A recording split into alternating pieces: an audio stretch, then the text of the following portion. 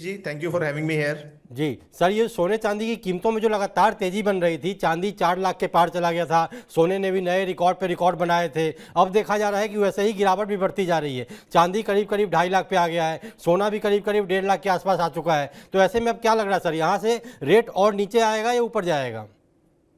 मनीष जी देखिए, जो तेजी थी उसके पीछे बहुत सारे रीजंस थे। उस टाइम जी। पे न्यूज़ चैनल्स और इंस्टाग्राम पे सारे सोशल मीडिया चैनल्स पे सब जगह फ्लडेड था कि चांदी की यूसेज बढ़ गई है। सोने का भाव जो बढ़ रहा है वो जियो पॉलिटिकल टेंशन की वजह से बढ़ रहा है। इंडस्ट्रियल कारण थे जिसमें चांदी की यूज बहुत ज्यादा हो रही थी, जी। उसकी वजह से चांदी की तेजी बढ़ती जा रही थी, बढ़ती जा रही थी। वो सब बातें मुझे लगता है पूरी तरह सच हैं। जी। जो मंदा आया है वो, मुझे मेरी ओपिनियन ये है कि वो मंदा जो है वो टेम्परेरी मंदा है। जी। मतलब हुआ क्या है कि कुछ न्यूज ऐसी आई जो चांदी के लिए अनफेवरेबल थी। जैसे यूएस गवर्नमेंट ने फेड का चेयरमैन बदल दिया, केविन वॉर्श को नियुक्त कर दिया। फिर एक न्यूज हमारे पास आती है कि रशिया जो है वो पहले जो रूबल में अपना डॉलर की सेटलमेंट कर रहा था, या फॉरेन जी। एक्सचेंज की जो सेटलमेंट रूबल वगैरह में कर रहा था, उसको वो दोबारा से शायद डॉलर में करने की सोच सकता है। इस जी। तरह की जो पॉजिटिव न्यूज आती हैं जिससे वर्ल्ड में थोड़ी स्टेबिलिटी बढ़ने की उम्मीद बढ़ती है, उन जी। न्यूज से लोगों को थोड़ा सेफ लगना शुरू होता है और वो गोल्ड सिल्वर को छोड़कर इक्विटी की तरफ बढ़ते हैं। उसकी जी। वजह से गोल्ड सिल्वर में मंदा आता है। और दूसरा एक मेन रीजन है प्रॉफिट बुकिंग का। आप जी। देखिए कि सीएमई जो कमोडिटी एक्सचेंज है न्यूयॉर्क हम्म। के, हम्म। और एमसीएक्स इंडिया का जो कमोडिटी एक्सचेंज है, इन जी। दोनों एक्सचेंजेस ने अपने मार्जिन मनी को बहुत ज्यादा बढ़ा दिया।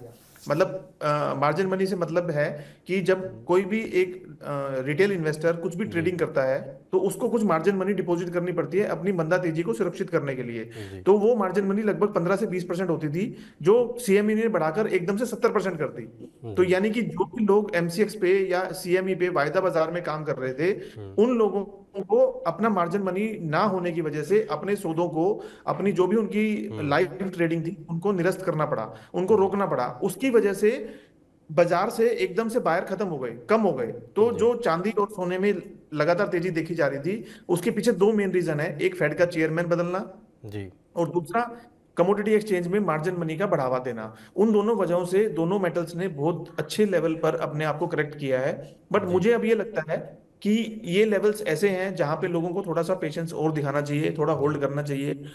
अभी दोबारा मार्केट वापस मेरे को लगता है कि बढ़ने के लिए तैयार खड़ी है यहाँ पर। जी, मतलब आपको लग रहा है कि सर अभी और नीचे जाएगी ये कीमतें, मतलब और अभी गिरावट आ सकती है? तो ऐसे में सर कोई नहीं नहीं, गिरावट नहीं आएगी इसके बाद?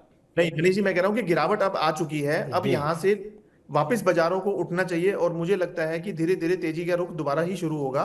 भले उसमें 1 महीना 2 महीना लग जाए, 15 दिन 20 दिन, कुछ भी मतलब समय और लग सकता तेजी, अब यहाँ से तेजी का रुख शुरू हो सकता है, आपका कहना है? शुरू हो जी। सकता है। देखिए जी सर, कुछ चांदी रिपोर्ट्स तो ऐसे थे, लगभग, कुछ रिपोर्ट्स में ये कहा जा रहा था, कई रिपोर्ट्स थी जो चांदी को लेकर था कि चांदी 7 लाख के आंकड़े को पार करेगी, सोना 4 लाख को पार करेगा। तो क्या ये सब रिपोर्ट्स अब धरे के धरे रह गए? मतलब ये नहीं नहीं लॉन्ग टर्म के लिए मनीष था जी, ये? बिल्कुल नहीं। हाँ एग्जैक्टली कोई भी जी। जो धारणा बनती है, जी। क्या चांदी की बैटरी बननी बंद हो गई, क्या सोलर पैनल्स में जी। चांदी लगनी बंद हो गई, क्या जी। अब वो जो इंडस्ट्रियल यूसेज चांदी के चल रहे थे कि हाँ बैटरीज में लग रहा है, सेल्स में लग जी। रहा है, इंडस्ट्रियल यूज बढ़ गया है, it is a very good alternative for new age batteries, वो सब खत्म थोड़ी ना हो गया है। वो तो यूज उसका वैसे ही है। अगर जी। अभी भी हम सिल्वर की कारोबार को अगर हम चाइना में देखेंगे, तो चाइना में जैसे पेपर ट्रेडिंग नहीं होती, वहां पे कॉमेक्स ट्रेडिंग या ये सब ट्रेडिंग्स नहीं होती। तो जी। वहां की ट्रेडिंग में अगर हम बाजार को देखते हैं, तो अभी भी फिजिकल मार्केट जो है वो $100 के आसपास ही चल रही है, जबकि इंडियन मार्केट्स में या कमोडिटीज एक्सचेंजेस में वर्ल्ड में वो $70 के आसपास आ चुकी है। तो जी। ऐसा नहीं है कि फिजिकल सिल्वर जो है वो दोबारा अवेलेबिलिटी उसकी बढ़ गई है, सप्लाई बढ़ गई है, डिमांड कम हो गई है। वो सारे फैक्टर्स एज इट इज वहां के वहां ही है। जी। फिजिकल सिल्वर अभी भी तेज है। जैसे ही बाजार दोबारा स्टेबल होंगे, बाजारों से ये जो कमोडिटी एक्सचेंजेस में मार्जिन मनी बढ़ने से जो उठापटक हुई है, वो जैसे ही स्टेबल होगा, मुझे लगता है बाजार वापस तेजी की तरफ रुख करेगा ही करेगा। जी सर, जैसा कि शादियों का सीज़न भी है, लोग इंतजार कर भी रहे थे कि सोना थोड़ा सस्ता हो जाए तो कम से कम शादियों के सीज़न में ज़्यादा सोना खरीद पाएंगे, तो उनके लिए तो ज़रूर राहत की बात है। लेकिन सर आपको क्या लग रहा है, बिल्कुल कोई फिगर बता पाएंगे कि कहाँ तक कीमतें और नीचे जा सकती हैं, उसके बाद लोगों को खरीदारी करनी चाहिए?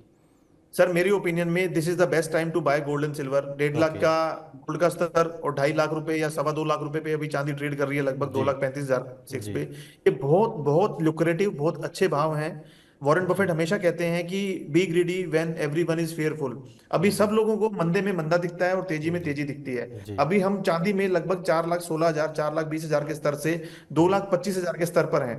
जी लगभग 50% से भी ज्यादा की करेक्शन हम देख चुके हैं। जी इस करेक्शन के बाद मुझे लगता है कि ये बहुत अच्छा खरीदारी का मौका है रिटेल इन्वेस्टर्स को, जिनको फिजिकली गोल्ड और सिल्वर में जी अपनी घर की शादी के लिए या इन्वेस्टमेंट के लिए कहीं पे भी सोना चांदी लेना है, तो ये बहुत अच्छा समय है। उनको जरूर यहाँ पे इन्वेस्ट करना चाहिए और एक अच्छे समय के लिए होल्ड करना चाहिए।